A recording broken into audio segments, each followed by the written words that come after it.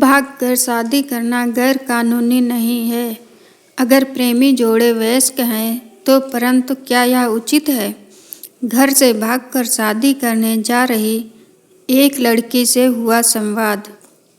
दोस्तों, एक मित्र ने यह व्हाट्सएप किया था मुझे बहुत ही मार्मिक और अनुपम संवाद, जो कि एक बहुत गहरा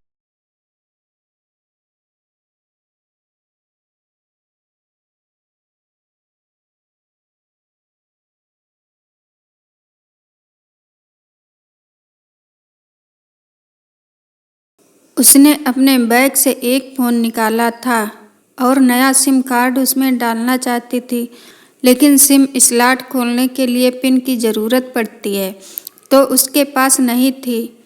मैंने हाँ में गर्दन हिलाई और सीट के नीचे से अपना बैग निकालकर उसके टूल बॉक्स से पिन ढूंढकर लड़की को दे दी। लड़की ने थैंक्स कहते हुए पिन ले ली और सिम डालकर पिन मुझे वापस कर दी। थोड़ी देर बाद वो फिर से इधर उधर ताकने लगी। मुझसे रहा नहीं गया। मैंने पूछ लिया, कोई परेशानी?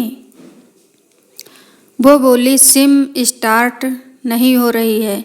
मैंने मोबाइल मांगा, उसने मोबाइल मुझे दे दिया। मैंने मोबाइल देखकर उससे कहा कि सिम अभी एक्टिव नहीं हुई है, थोड़ी देर में हो जाएगी और एक्टिव होने के बाद आईडी वेरिफिकेशन होगा, इसके बाद आप इसे इस्तेमाल कर सकेंगी। लड़की ने पूछा, आईडी वेरिफिकेशन क्यों? मैंने कहा, आजकल सिम वेरिफिकेशन के बाद एक्टिव होती हैं। जिस नाम से ये सिम खरीदी गई है उसका ब्यौरा पूछा जाएगा, बता देना। लड़की बुदबुदाई। ओह, मैंने दिलासा देते हुए कहा, इसमें कोई परेशानी की कोई बात नहीं है। वो अपने एक हाथ से दूसरा हाथ दबाती रही, मानो किसी परेशानी में हो। मैंने फिर विनम्रता से कहा, आपको कहीं कॉल करना हो तो मेरा मोबाइल इस्तेमाल कर लीजिए। लड़की ने कहा, जी फिलहाल नहीं, थैंक्स, लेकिन ये सिम किस नाम से खरीदी गई है मुझे नहीं पता। मैंने कहा, एक बार एक्टिव होने दीजिए, जिसने आपको सिम दी है उसी के नाम की होगी। उसने कहा, ओके, कोशिश करते हैं। मैंने पूछा, आपका स्टेशन कहाँ है? लड़की ने कहा, दिल्ली। और आप? लड़की ने मुझसे पूछा। मैंने कहा, दिल्ली ही जा रहा हूँ, एक दिन का काम है। आप दिल्ली में रहती हैं या? लड़की बोली, नहीं नहीं, दिल्ली में कोई काम नहीं, ना मेरा घर है वहाँ। तो मैंने उत्सुकतावश ही पूछा। वो बोली, दरअसल ये दूसरी ट्रेन है जिसमें आज मैं हूँ और दिल्ली में तीसरी गाड़ी पकड़नी है, फिर हमेशा के लिए आज़ाद। आज़ाद, लेकिन किस तरह की कैद से? मुझे फिर जिज्ञासा हुई, आखिर किस कैद में थी ये कमसिन अल्लड़ सी लड़की। लड़की बोली, उसी कैद में थी जिसमें हर लड़की होती है, जहाँ घर वाले कहें शादी कर लो, जब जैसा कहें वैसा करो। मैं घर से भाग चुकी हूँ। मुझे ताज्जुब हुआ, मगर अपने ताज्जुब को छिपाते हुए मैंने ऐसे ही हंसते हुए पूछा, अकेली भाग रही हैं आप? आपके साथ कोई नज़र नहीं आ रहा है। वो बोली, अकेली नहीं, साथ में है कोई। कौन? मेरे प्रश्न खत्म नहीं हो रहे थे। दिल्ली से एक और ट्रेन पकड़ूंगी, फिर अगले स्टेशन पर वो मिलेगा और उसके बाद हम किसी को नहीं मिलेंगे। ओह, तो ये प्यार का मामला है? उसने कहा, जी। ये बात सुनकर वो खुश हुई, बोली, वाह। मैंने उसे बताया कि मैंने भी लव मैरिज की है। ये बात सुनकर वो खुश हुई, बोली, वाह, कैसे, कब? लव मैरिज की बात सुनकर वो मुझसे बात करने में रुचि लेने लगी। मैंने कहा, कहाँ, कब, कैसे, कहाँ? वो मैं बाद में बताऊंगा, पहले आप यह बताओ, आपके घर में कौन कौन है? उसने होशियारी बरतते हुए कहा, वो मैं आपको क्यों बताऊं? मेरे घर में कोई भी हो सकता है, मेरे पापा, माँ, भाई, बहन, या हो सकता है भाई ना हो, सिर्फ बहनें हों, या ये भी हो सकता है कि बहनें ना हो और दो चार मुस्टंडे भाई हों। मतलब मैं आपका नाम भी नहीं पूछ सकता। मैंने काउंटर मारा। वो बोली, कुछ भी नाम हो सकता है, मेरा, टीना, मीना, सबीना, अंजलि, कुछ भी। बहुत बातूनी लड़की थी वो। थोड़ी इधर उधर की बातें करने के बाद उसने मुझे टॉफ़ी दी, जैसे छोटे बच्चे देते हैं क्लास में। बोली, आज मेरा बर्थडे है। मैंने उसकी हथेली से टॉफ़ी उठाते बधाई दी और पूछा, कितने साल की हुई हो? वो बोली, 18। मतलब भागकर शादी करने की कानूनी उम्र हो गई आपकी? मैंने काउंटर किया। वो हंसी। कुछ ही देर में काफ़ी फ्रैंक हो चुके थे हम दोनों, जैसे बहुत पहले से जानते हो एक दूसरे को। मैंने उसे बताया कि मेरी उम्र 28 साल है, यानी 10 साल बड़ा हूँ। उसने चुटकी लेते हुए कहा, लग भी रहे हो। मैं मुस्कुरा दिया। मैंने उससे पूछा, तुम घर से भाग कर आई हो, तुम्हारे चेहरे पर चिंता के निशान जरा भी नहीं है। इतनी बेफिक्री मैंने पहली बार देखी है। खुद की तारीफ सुनकर वो खुश हुई। बोली, मुझे उसने प्रेमी ने पहले से ही समझा दिया था कि जब घर से निकलो तो बिल्कुल बिंदास रहना, घर वालों के बारे में बिल्कुल मत सोचना, बिल्कुल अपना मूड खराब मत करना, सिर्फ मेरे और हम दोनों के बारे में सोचना, और मैं वही कर रही हूँ। मैंने फिर चुटकी ली। कहा, उसने तुम्हें मुझसे अनजान मुसाफिरों से दूर रहने की सलाह नहीं दी? उसने हंसकर जवाब दिया, नहीं, शायद वो भूल गया होगा ये बताना। मैंने उसके प्रेमी की तारीफ करते हुए कहा, वैसे तुम्हारा बॉयफ्रेंड काफ़ी टैलेंटेड है। उसने किस तरह से तुम्हें अकेले घर से रवाना किया? नई सिम और मोबाइल दिया, 3 ट्रेन बदलवाई ताकि कोई ट्रैक ना कर सके। Very talented person. लड़की ने भी हामी भरी। बोली, हाँ। बोली, बहुत टैलेंट है वो। बोली, हाँ, बहुत टैलेंटेड है वो, उसके जैसा कोई नहीं। मैंने उसे बताया कि मेरी शादी को 5 साल हुए हैं, एक बेटी है 2 साल की। ये देखो उसकी तस्वीर है। मेरे फ़ोन पर बच्ची की तस्वीर देखकर उसके मुंह से निकल गया, सो क्यूट। मैंने उसे बताया कि ये जब पैदा हुई तब मैं कुवैत में था, एक पेट्रो कंपनी में बहुत अच्छी जॉब थी मेरी, बहुत ही अच्छी सैलरी थी। फिर कुछ महीनों बाद मैंने वो जॉब छोड़ दी और अपने ही कस्बे में काम करने लगा। लड़की ने पूछा, जॉब क्यों छोड़ी? मैंने कहा, बच्ची को पहली बार गोद में उठाया तो ऐसा लगा जैसे जन्नत मेरे हाथों में है।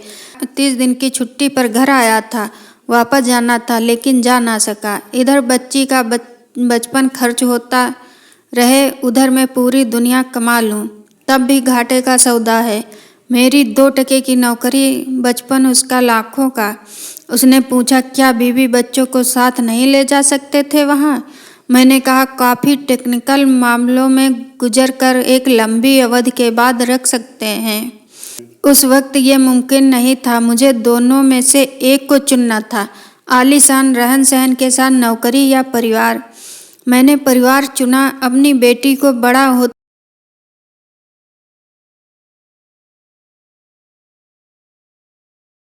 लड़की ने कहा, वेरी इम्प्रेसिव। मैं मुस्कुराकर खिड़की तरफ देखने लगा। लड़की ने पूछा, अच्छा, आपने तो लव मैरिज की थी ना, फिर आप भाग कर कहाँ गए? कैसे रहे और कैसे गुजारा वो वक्त? उसके हर सवाल और हर बात में मुझे महसूस हो रहा था कि ये लड़की लड़कपन के शिखर पर है, बिल्कुल नासमझ और मासूम। मैंने उसे बताया कि हमने भागकर शादी नहीं की, और ये भी है कि उसके पापा ने मुझे पहली नज़र में सख्ती से रिजेक्ट कर दिया था। उन्होंने आपको रिजेक्ट क्यों किया? लड़की ने पूछा। मैंने कहा, रिजेक्ट करने की कुछ भी वजह हो सकती है। मेरी जात, मेरा धर्म, मेरा कुल, कबीला, घर, परिवार, नस्ल या नक्षत्र, इन्हीं में से कोई काट होती है जिसके इस्तेमाल से जुड़ते हुए रिश्तों की डोर को काटा जा सकता है। बिल्कुल सही। लड़की ने सहमत दर्ज कराई और आगे पूछा, फिर आपने क्या किया? कहा, मैंने कुछ नहीं किया। उसके पिता ने रिजेक्ट कर दिया। वहीं से मैंने अपने बारे में अलग से सोचना शुरू कर दिया। खुशबू ने मुझे कहा कि भाग चलते हैं। मेरी बाइक का नाम खुशबू है। मैंने 2 टूक मना कर दिया। वो 2 दिन तक लगातार जोर देती रही कि भाग चलते हैं। मैं मना करता रहा। मैंने उसे समझाया कि भागने वाले जोड़े में लड़के की इज्जत और शान पर कोई खास फर्क नहीं पड़ता, जबकि लड़की का पूरा कुल धुल जाता है। फिल्मों में नायक ही होता है जो अपनी प्रेमिका को भगा ले जाए, और वास्तविक जीवन में भी प्रेमिका को भगाकर शादी करने वाले नायक ही माना जाता है। लड़की भगाने वाले लड़के के दोस्तों में उस लड़के का दर्जा बुलंद हो जाता है। भगाने वाला लड़का हीरो माना जाता है, लेकिन इसके विपरीत जो लड़की प्रेमी संग भाग रही है वो उल्टा कहलाती है। मोहल्ले के लड़के उसे चालू किस्म के कहते हैं। बुराइयों के तमाम शब्दकोश लड़की के लिए इस्तेमाल किए जाते हैं। भागने वाली लड़की आगे चलकर 60 साल की वृद्धा भी हो जाएगी, तब भी जवानी में किए उस कांड को कलंक उसके माथे पर से नहीं मिटता है।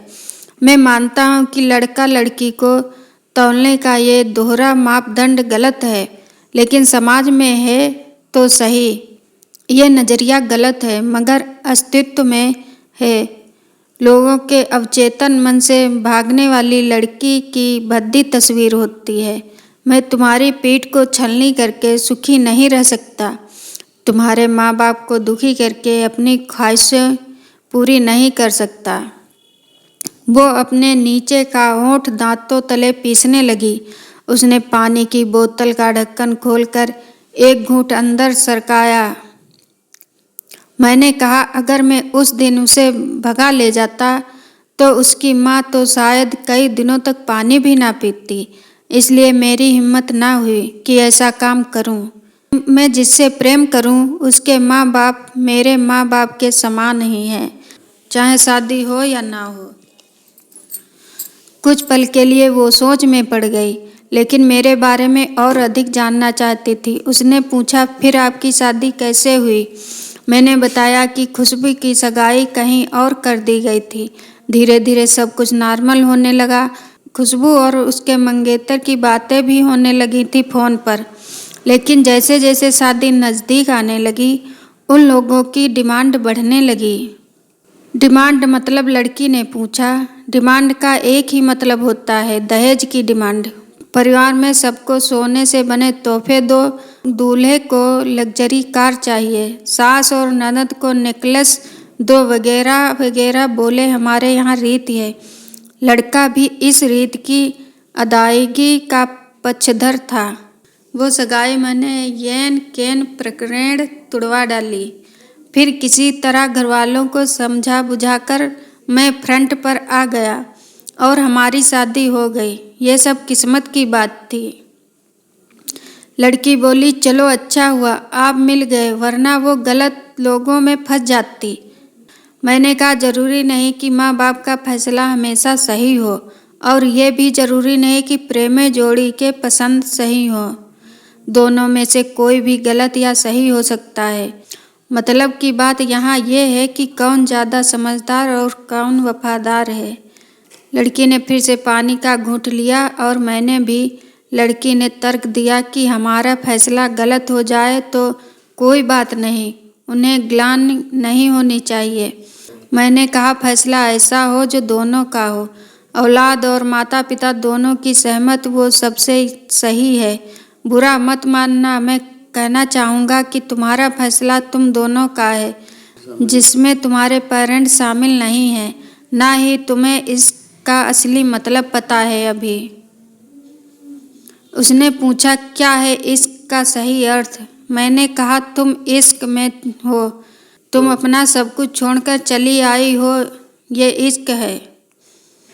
तुमने अकल का दखल नहीं दिया है, ये इश्क है। नफ़ा नुकसान नहीं सोचा, ये इश्क है। तुम्हारा दिमाग दुनियादारी के फितूर में बिल्कुल खाली था। उस खाली स्पेस में इश्क इंस्टॉल कर दिया गया।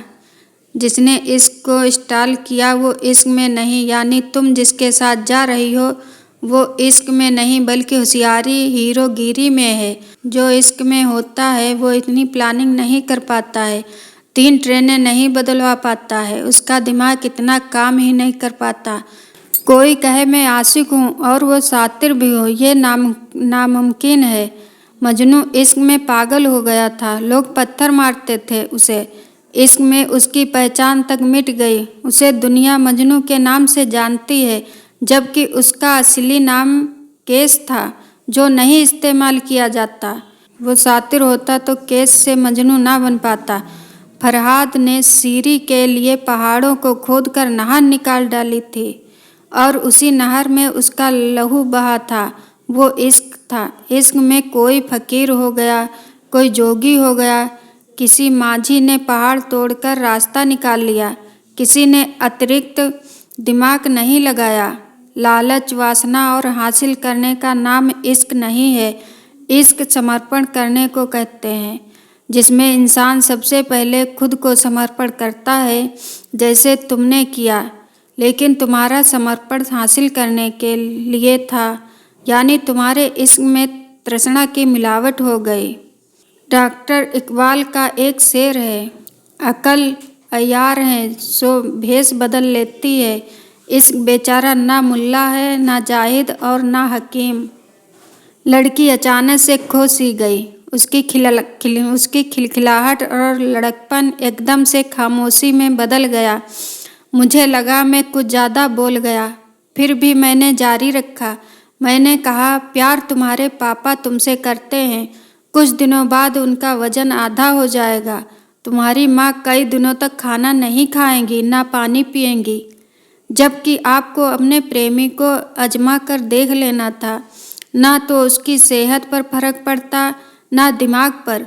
वो अक्लमंद है, अपने लिए अच्छा सोच लेता। आजकल गली मोहल्ले के हर तीसरे लौंडे लपाड़े को जो इश्क हो जाता है, वो इश्क नहीं है, वो सिनेमा जैसा कुछ है। एक तरह की स्टंटबाजी, डेयरिंग, अलग कुछ करने का फितूर, और कुछ नहीं।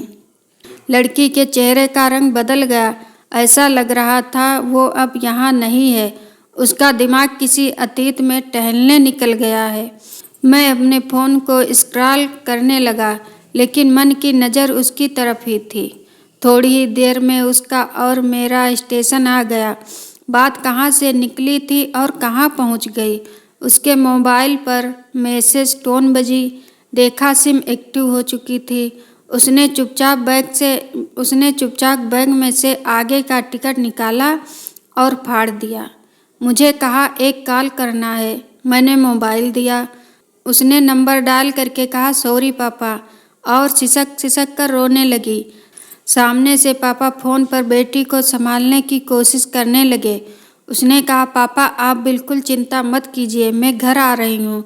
दोनों तरफ से भावनाओं का सागर उमड़ पड़ा। हम ट्रेन से उतरे। उसने फिर से पिन मांगी। मैंने पिन दी। उसने मोबाइल से सिम निकाल कर तोड़ दी और पिन मुझे वापस कर दी। दोस्तों, कैसी लगी यह कहानी? इस बारे में हमें अपने विचार नीचे कमेंट्स के माध्यम से अवश्य दें।